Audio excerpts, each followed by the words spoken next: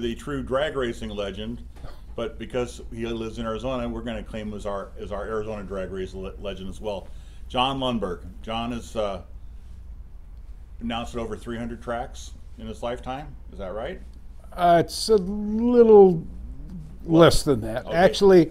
Actually, I sat down with Brett Kepner, who is a marvelous statistician on the sport, and we went through them track by track, and the total count was 156. Wow. But we went to some places twice, so it looks like. Well, that's true. Okay. Yep. Some places actually had you back. Well, yes, they did. Yeah. Yes, and regretted it, but nevertheless, I did come back. Jon, welcome. We're glad to have you here today. I don't think there's anybody that has chrome hair that doesn't know who you are. That's a drag racer. You've done a lot for the sport. You are a guy that helped put the sport on the map by creating the excitement that stands for the fans. Hard job of being an announcer, because your job is to keep people from looking at their watches, to keep people active and let them give them a memorable, a good memory. So, where were you born? Where were you from? I was born and raised in Lansing, Michigan, the state capital, and my parents moved when I was about 4 to East Lansing, and that's where I spent my grade school, high school, and college years. So what was your college degree in? College degree was in industrial management. That was a course that they offered at Michigan State in the 1950s. I began my college education at Michigan College of Mining and Technology in Houghton, Michigan, which is at the upper end of the Upper Peninsula. So it's like holding your hand up, it's like up here somewhere, right? Yeah, way up, no, beyond the glove, in the part of the state above the glove. It's almost the Ooper. Is it the Ooper? Yes, sir. I was an Ooper. Okay. Yes, and the second winter I was at Michigan Tech, at one point it snowed 59 days without stopping. And I thought to myself, now, self, do you really want to be here? And the answer, of course, was no. So I matriculated to Michigan State University. And it was interesting. The first day I started. They're Spartans, right? Huh? Michigan State, they're Spartans, right? Yes. Yeah. Michigan State Spartan. Yes, sir. Born, bred, and graduated. Thank you. Anyway, so my first day there was a late winter, early spring day, and it was cold and bitter and stuff. And so, boy, I had my Michigan Tech stuff. I had my boots on, and I had my engineering pants on, and I had a book bag that surrounded all my books so they wouldn't get torn up. Started across the campus, and people started looking at me like I was from a different world, okay? And several of my high school buddies who I saw on the way to my class passed me right by without saying a word. So obviously, I was in a new world and enjoyed it a lot. Michigan State was a fine place to finish it off. So you took that course probably because I think I remember that was you were going to go into your family's business. Absolutely. My family had a small specialty manufacturing business in Lansing, Lundberg Screw Products Company, and I was to be one of the third generation people to have sway in that business. Unfortunately, that didn't occur. And so I made a decision at the end of 1972, after announcing drag racing for a while, that perhaps my fortunes were better served on the West Coast. And so in '73 we made that move, and the rest, as they say, is history. I had a very interesting career serving on the SEMA Board of Directors, was elected to 3 terms there, got involved in the SEMA show, assisting as MC of the SEMA banquet, and shared that with Dave McClellan for a couple of years until Dave took over, and had a marvelous experience in the high performance and specialty aftermarket, which is sort of appended, if you will, my continuing involvement in announcing drag racing events. It put you in the right place at the right time for a lot of people when you were. Oh yes. Yeah, I've always known you as, it's really fascinating, because I always knew you as the drag racing announcer, and I started talking about people I work with in the industry. I know that guy. I work with that guy. We paralleled a lot in our daytime jobs. Yes, we have. And I remember my first SEMA board of directors meeting when I served, And you walk in the room, all of a sudden you realize there's some pretty heavy hitters in here. Oh, yeah. You better Yes, bring sir. your A game. Yes, sir. And go ahead. No, it's just that was my my master's program in business. That Yeah. serving. We're, if you will, we're swimming with the sharks at this point. Absolutely. Yes, sir. Yeah. What's the saying? It's better to let everybody think you're an idiot instead of opening your mouth and removing all doubt. Yes. Yeah. Let us say this. Your first year serving on the SEMA Board of Directors is a learning experience. Well, you did very well for a lot of companies that you work for. If you want to ever get down and talk to who's who of, now there's so many companies owned by private equity, but you worked with a lot of the veterans. You saw the greatest generation come in and actually create the performance aftermarket. The parts that the manufacturers that did something because they could, and they took World War II surplus and they started their own little company and they grew into something big, and truly entrepreneurs, truly people that created and supported the sport of drag racing. Absolutely. And of course the thing that fed a lot of that was that the West Coast was where a lot of building of very sophisticated things took place, and the extra stuff that they didn't use formed the basis for the beginning of the whole high performance aftermarket. I mean, I spent the first 3 years I was there working for Els Loan at Eelco. Wow, okay, great man. Yeah, yes, sir. And there were tubs of parts that went into their kits that they bought for cents on the dollar after World War II that still continued to serve. And it was that way at Krager, and it was that way at several other places. So it was a natural place to gestate the industry, if you will, and what a marvelous education that was. When you were at Krager, was Roy Richter there, or was that? Well, I was not. I never worked at Krager. I worked at Eelco, and then I went to Filter Dynamics industrial filter plant, and then had an opportunity. Was that Lee Eliminator? Yeah, during the Lee Eliminator time, right. And then I had an opportunity to, interestingly enough, go to Lee's Santa Ana battery manufacturing plant, which had a problem. They had a marvelous concept of merchandising batteries, but they had an engineer who didn't touch ground often. And he decided that it would be possible to build batteries by flowing the liquid lead overhead to the workstations. Okay, well, that was just fine as long as the overhead was maintained at a steady temperature.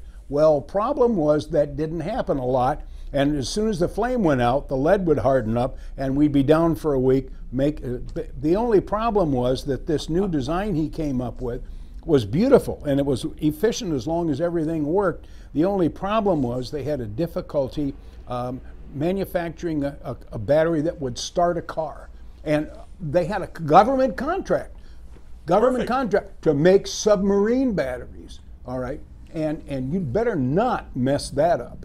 And so that was without question the highest quality product they pursued. And one of my duties at the Lee Battery Company, which is I think what fueled the rest of my career, was out behind the plant. There was a very large area filled with batteries on pallets, and those were the batteries that did not work. And so my job as the new guy, right, get rid of those for us, Lundberg, and make us some money. So I did that, and I found a guy at one of our rep firms who had contacts in Mexico. And I went down there with him one day, and we contacted a fellow who supplied the bus traffic in and out of Mexico City, which was incredible. I mean, it's just amazing the number of buses that go in and out, because that's the main form of transportation, at least at that time down there. Anyway, so we talked to him, and I said, I have several thousand batteries if you want to buy them. And he said, when? Get your truck and come on up, son. So sure enough, one day he shows up with his truck, and he was a short and stout fellow who at that time wore the double knit pants, and he had a very, very wide belt around the center of it that was ghosted by the fabric. Anyway, so he picked out, I want to say 20 pallets of batteries. Okay, I want those. And we agreed on a unit price.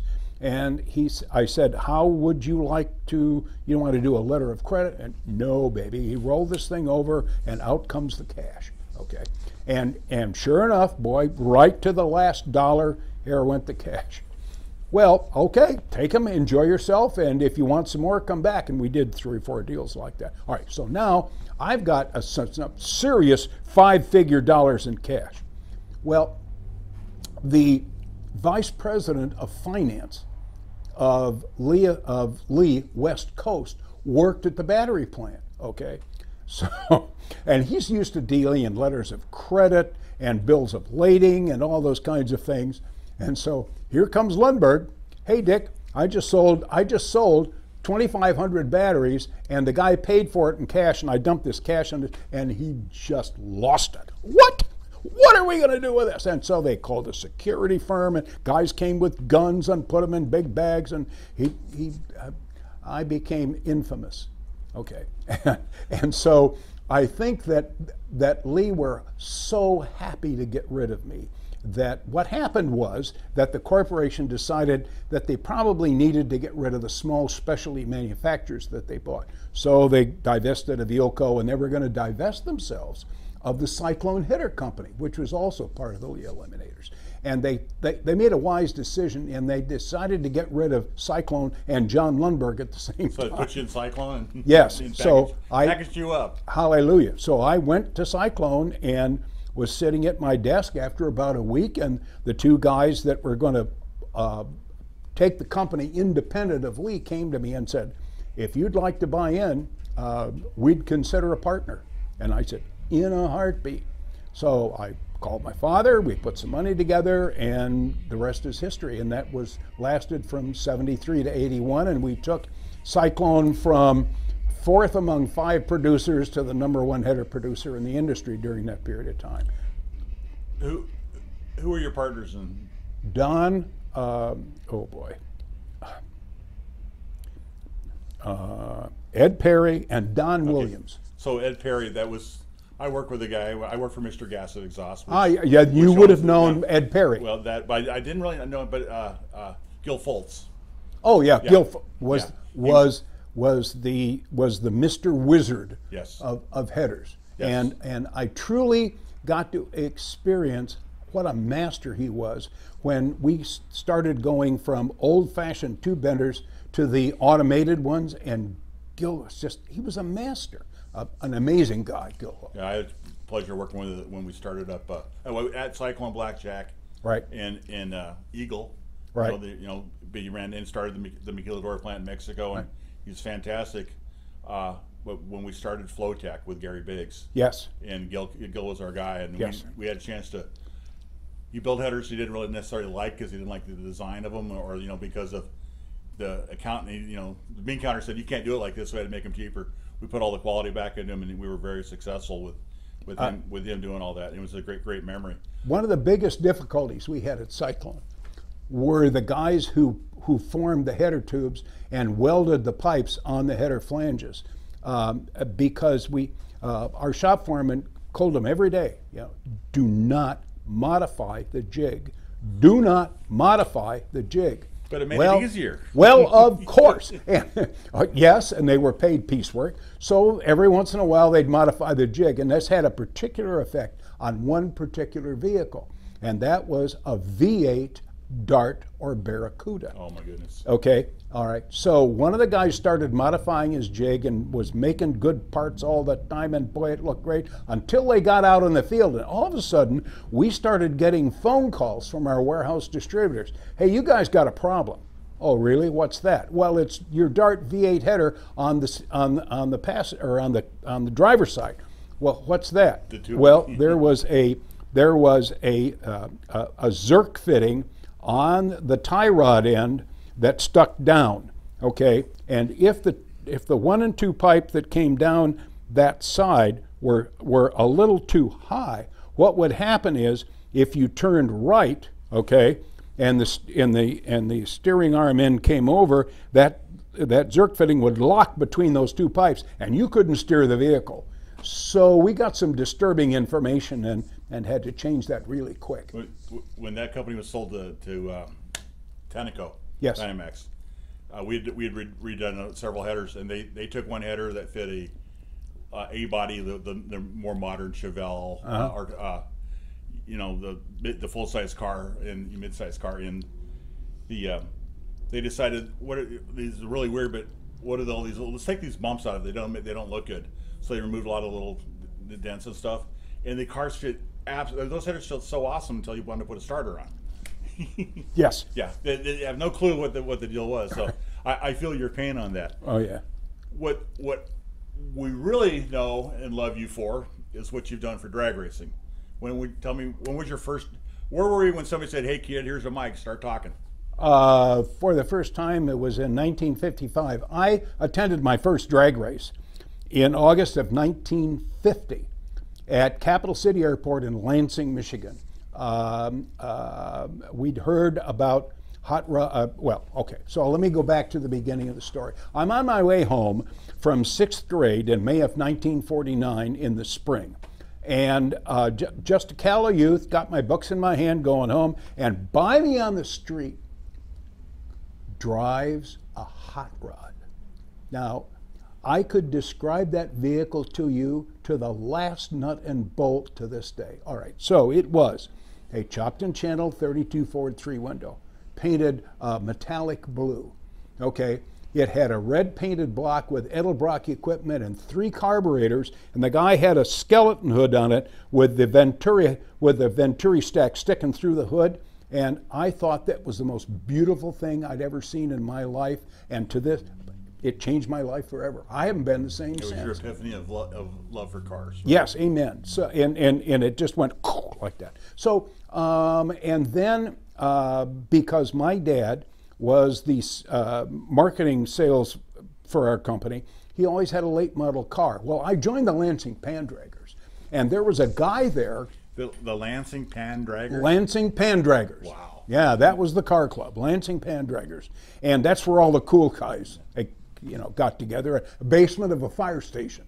Okay, so I joined the Lansing Pandraggers, and the guys found out that my dad had a late model car, and they began to recommend that it might be a good idea for me to take one of their members who was a paraplegic to their events. And sure, why not? That guy happened to be Roger Huntington, who at that time was the technical mind in all of hot rodding and much of the aftermarket side of the automobile business. Anyway, so here's this rock and roll car guy, okay? I mean, I'm reading 12 magazines a month, okay? And I get the #1 guy with me in the car, and hard to say, he couldn't go anywhere. All right, so as we went from my house to his house to events, I got to ask him questions, okay? And I would have to tell you that there are probably times when Roger left my car to go to an event. By the time he got there, he wanted to take a nap, okay? But it was a marvelous education, okay? Now, advance the calendar. Roger got asked by a local track operator up in the central part of the state who was in the process of converting a Flying Farmers Landing field to a drag strip.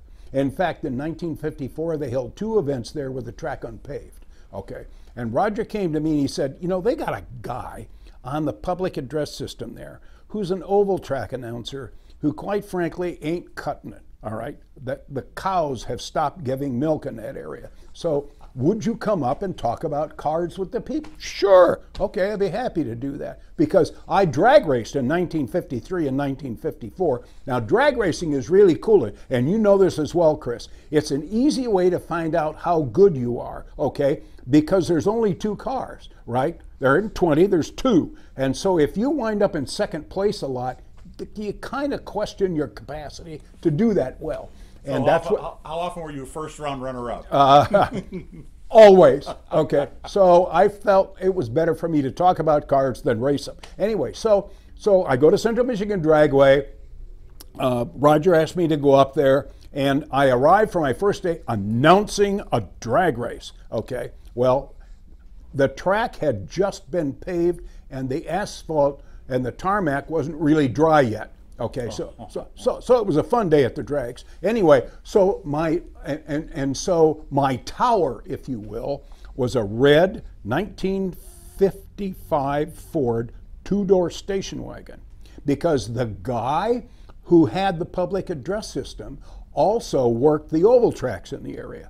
And he had 5 speakers 50 feet apart going down the drag strip from the starting line. So at 250 feet, we were done, all right? And he had a huge amplifier in the back, which was called a Beachmaster. And in World War II, when they did the landings, the Beachmasters were the amplifiers they threw out on the beach so that the Seabees could conduct the landing and get everybody doing what they were supposed to. Anyway, so that was that. And I sat in the passenger's right side seat with a microphone in my hand. Now, the way that all was powered was by a Lease Neville police generator that was about that big and about that big around. And midway through the day, it got hot and humid like it does in Michigan. The hood was up, the generator fried, and it was over. Okay, so we're like in second round. All right, so there's a lot to do yet.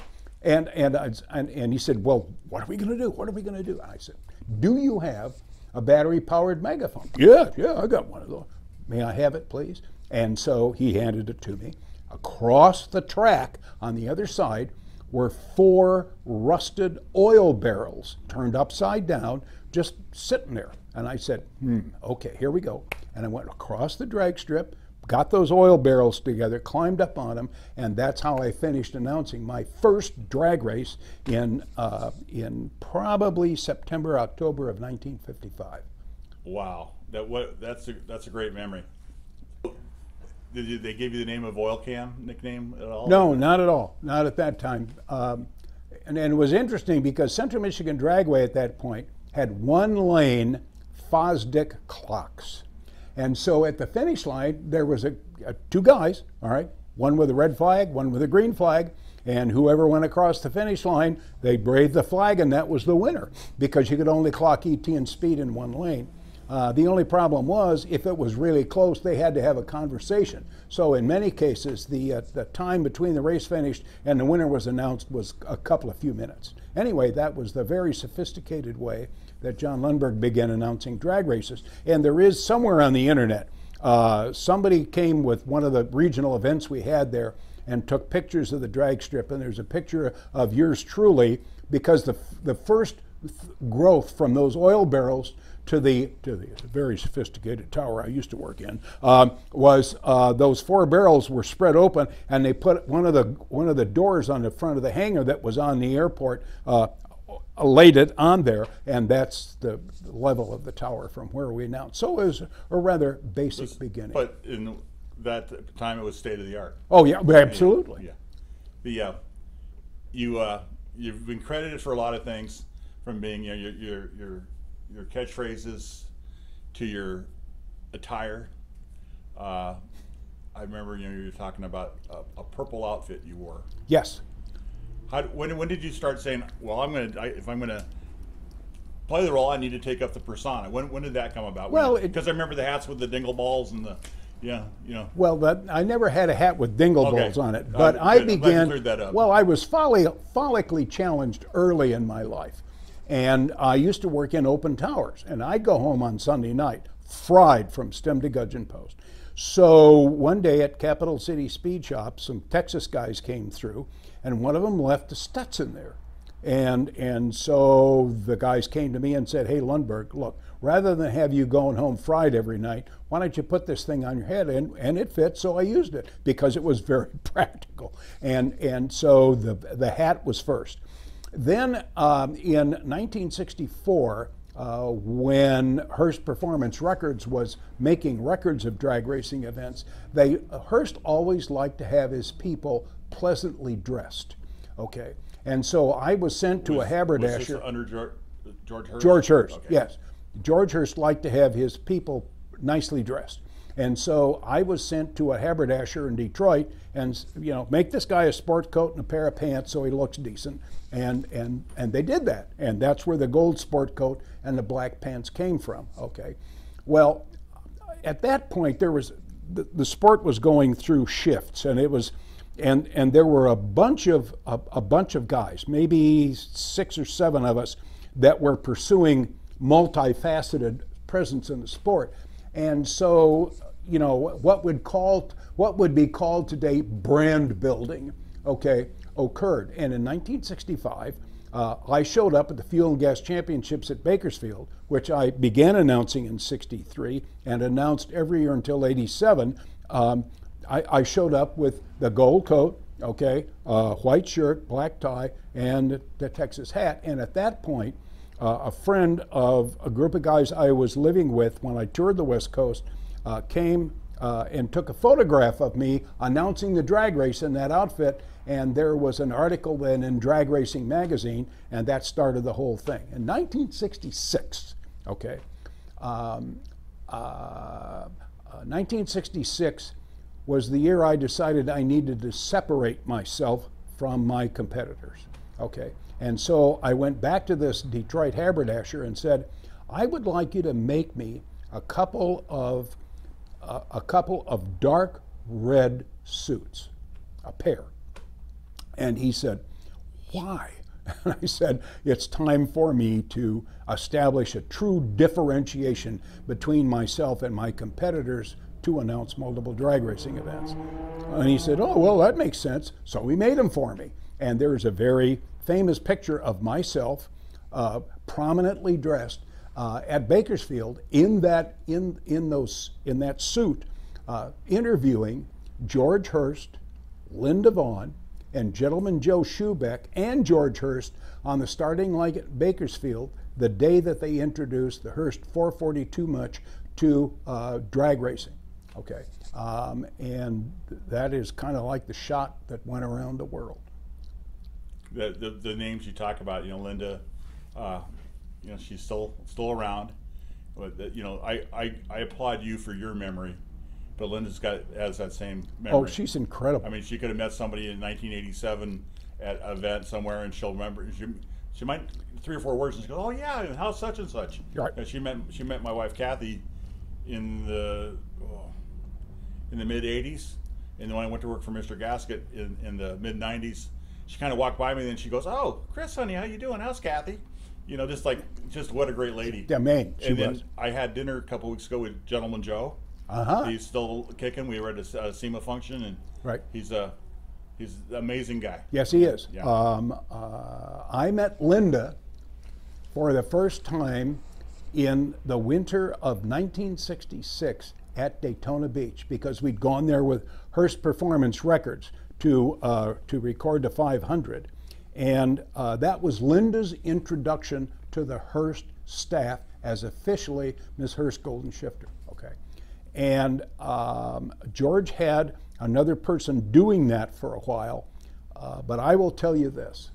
When he introduced Linda and she walked in her Miss Hearst outfit, you could feel the earth move, okay? And the sport hasn't been the same since, and her presence in the sport did things for it that couldn't have happened any other way, okay? And she is a dear friend and one of the great ladies of all time, in my view. She's a great combination of appeal. Yes. But also knowledge. Exactly so. And interestingly enough, the thing that really helped all of us through Linda was the fact that she could speak clearly and with authority and with intelligence on a variety of subjects, including things automotive. Mm-hmm. And she always has been a marvelous ambassador for the sport, and I'm happy and privileged to call her a friend. Well, you're definitely up there with her in a lot of people's books. There's things that you've been attributed to. Who started saying Sunday, Sunday? Oh, well, okay, so that's an interesting story. Okay, okay. This is the summer of 1962. I am the track announcer at Detroit Dragway.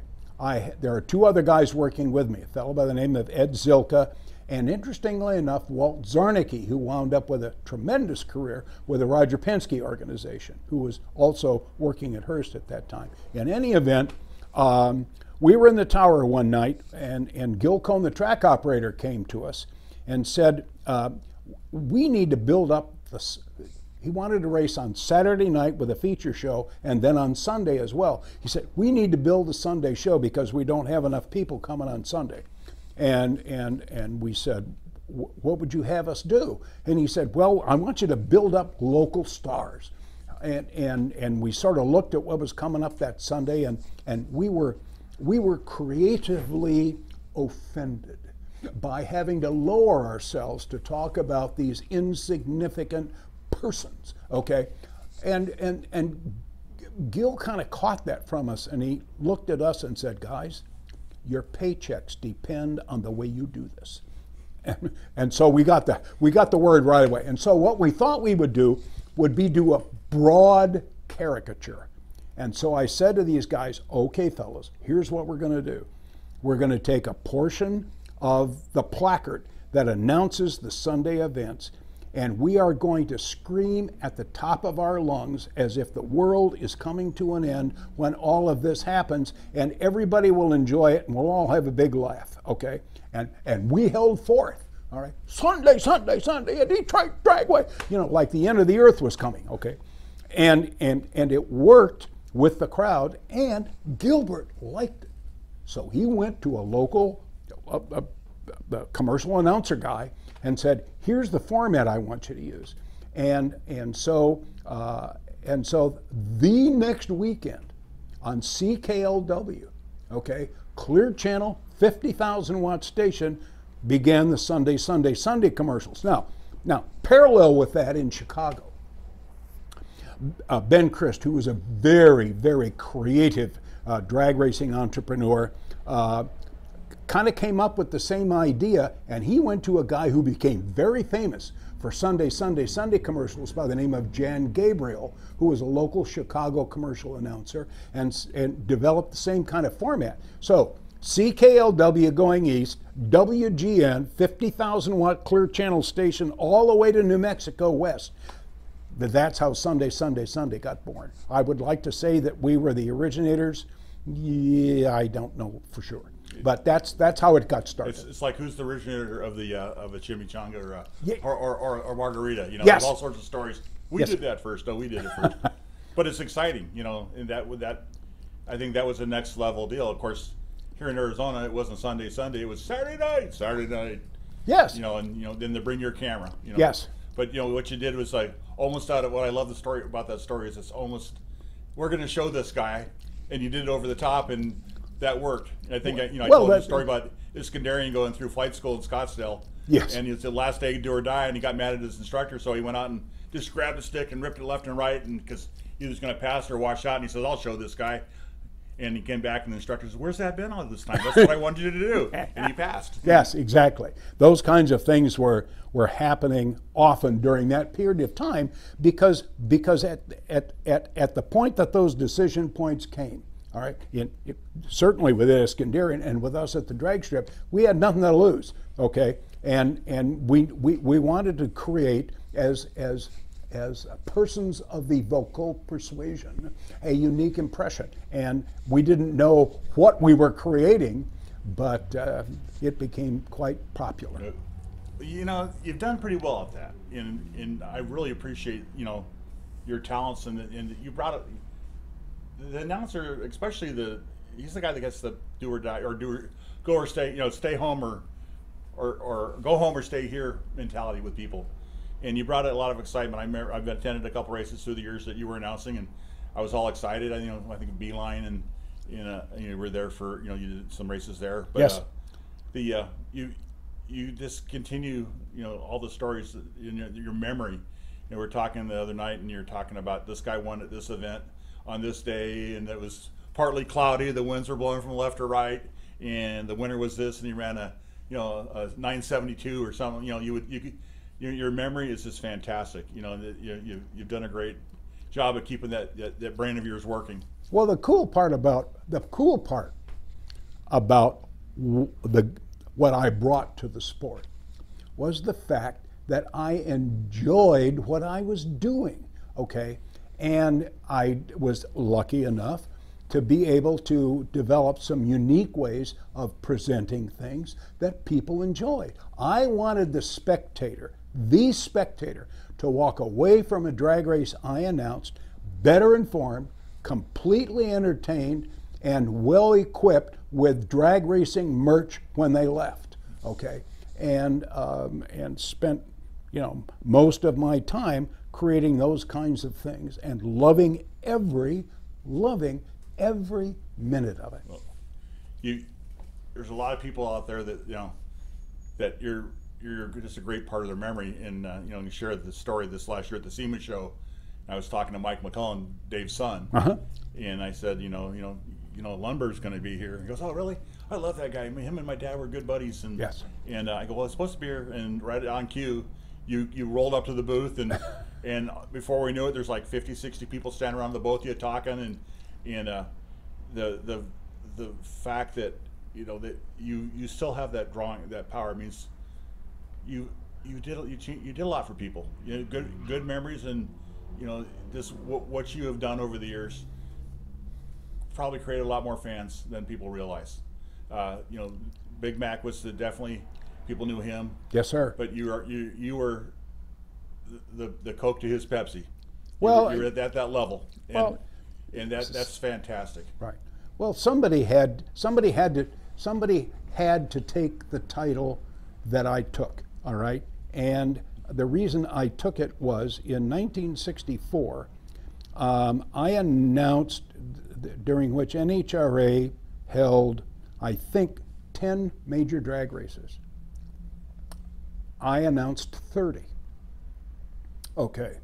And I was writing an article for an ill-fated car magazine called Today's Motorsports. So I was a published author. And okay, and then I was also being recorded on records. The first one, 1963, at Mel Larson's place. Okay, which was my introduction to the whole sport of drag racing on a national basis. All right, so I was doing things that my, if you will, competitors were not doing. And so, you know, a bit out front and a bit presumptuously, I guess, I took the title Voice of Drag Racing, and it stuck, okay? And then it became time for something else. And I was at the popular hot rodding magazine meet at Martin Dragway, Martin US 131 Dragway in 1972.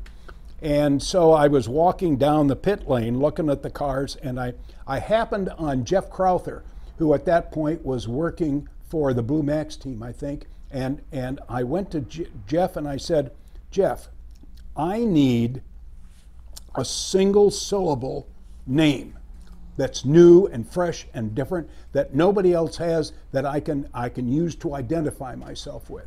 And he said, well, all right, I'll think about that. Thanks, Jeff. Okay, and I start walking towards the timing tower, and I get probably 20 feet from him. And at the top of his lungs, Jeff Crowther goes, Lundberg! And I turned around and he looked at me and said, Thunder Lungs. And that was it. I was going to ask you how that, you know, that's how, you know, I think you left plaques around with the different. Yes, I did. I had little decals I would leave on the door of the timing towers I worked in. Yes. That you know, that's a great story. Yeah, something I always wanted to know how that came about, and it's just, sometimes you let somebody else think about it. What's their first impression of you? And well, very well suited. You ended up in Arizona. How did that happen? Oh, well, okay. My wife suffered a genetic deficiency called Stickler syndrome, and in 1997. I was the president of the R.E. Olds Transportation Museum in Lansing, Michigan during the Oldsmobile Centennial. What an incredible experience that was. In any event, that winter, my wife spent 90 days on our couch unable to move, and I said, that's it. We've had enough of Lansing, Michigan. And so I had been to Tucson for the AHRA winter events. I didn't want Phoenix, you know, too much traffic, too much hassle. Let's go to, you know, like LA versus San Diego, Phoenix versus Tucson, and so we decided that we would do some research and move to Tucson. And so that previous winter, we had come out here in the spring to do a seminar, okay? And we left Lansing, Michigan, and climbed on the airplane. It was 12 below zero. And the humidity was probably in the high 30s, okay? I mean, she was rusting as she walked to the airplane. We get off the airplane in Phoenix, okay? And she walks off the plane to get on the off-ramp to get in the airport, and 85 degrees. And she walked off that plane and said, "Oh, yeah."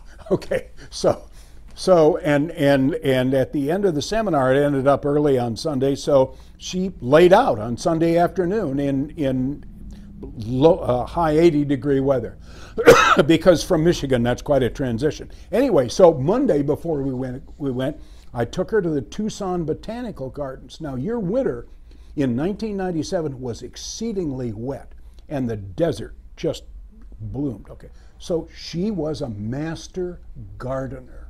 Okay, so I take her into this Valhalla experience, and she walked through the Tucson Botanical Gardens going, "Wow, look at that, amazing." Okay, and we were walking across the parking lot on our way back to the car, and she turned to me and said, "You know, I could live here." 60 days later, we were residents. What was her name? Sandra. Sandra. Yeah. Sandra put up with you. Oh, boy. And I know that you took very good care and loving care of her. Yes. And I'm saying this because my respect, and I love you immensely. But when she was failing, yes, we got you a couple races. You're coming out here and there, and you made an announcement that says, "I need to stay at home with my wife." Yeah. And a couple years, you were off the radar. Yes. And I remember seeing you pop back up on Facebook, and I asked the question. I said, "Did your wife pass?" Because I know what you said, and she had. Yes. And there's a Yiddish word, mensch, which means stand-up guy, real man, and you are a mensch. Oh, wow. You are the guy. Thank you, Chris. The love you showed for her, and your dedication to, in sickness and in health and all things, that's a great example that I want to tell the story, because not enough people know that. Not enough people that they don't realize that could happen to them in their lives, and you made her life very, very good, and she made your life awesome. Oh boy, she did. Towards the end, it got real tough, but I want to let you know that I respect you for that. I knew you were doing like car appraisals and collection appraisals, and that, you stopped everything. Yes. To be with her. Well, yes. I mean, it's what one does. You make a pledge to a person. I mean, your marriage is a perfect example of that as well. Okay, there's high points and low points and good points and bad points, but the point is you made a pledge and you keep it. Okay, and it was every day I was with her, and every day she was alive was a blessing. Amen. Your life has been blessed. Yes, it has. We've had, we all have our ups and we have our downs, but I think in the career path you took, I tell people that Bill Gusick asked me at dinner the night, this is frustrating, and I go, something about my work, and I go, yeah, it's a little bit frustrating, but still, my worst day at what I do is still better than somebody's best days at what they do. Oh, absolutely. And I think you've lived that life, and you've brought a lot of joy and happiness to a lot of people. And we're going to claim you. You've been here long enough. I think the rule is 20 years and you become an Arizona native. So now you're an Arizona native. Okay. Okay. And you're an Arizona drag racing legend and a worldwide drag race legend, and also a member of the Arizona Drag Racing Hall of Fame. Let's not forget that. And look for Jon on Facebook. You send him a message, he'll come back and respond to you. I guarantee it. And he's a good brand ambassador still. We, on a couple of our Facebook pages, we have him as a group expert because we feel comfortable with anything he answers and says about what's going on. Jon Lundberg, it's been our total pleasure and honor to have had you here today. We appreciate you showing up, and you are truly an Arizona drag racing legend. Oh, bless your heart. Thank you. It's been a marvelous and a blessing to be here today as well. Thank you. Thank you, Jon.